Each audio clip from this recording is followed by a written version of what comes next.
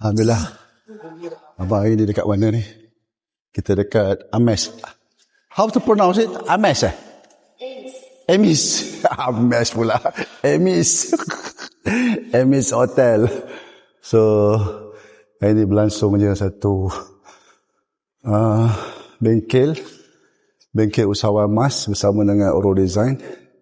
So, hari ni satu Malaysia lah kami berkumpul di hotel ni untuk sama-sama kita belajar teknik fungsi emas, beli suap pajak, beli emas lama, jual emas baru.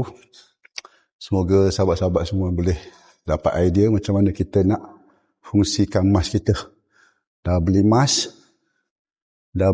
tak tahu, tak ada idea.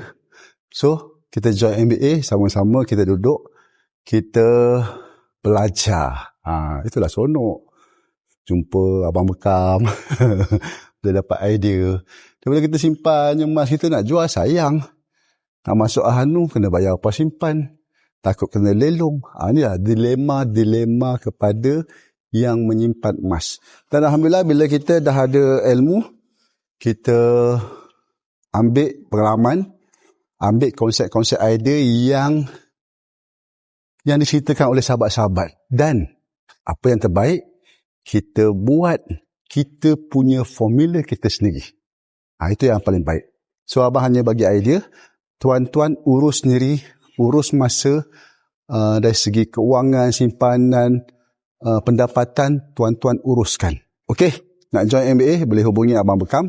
Like, komen dan share. Yakinlah dalam sunnah pasti ada kejayaan. Yes.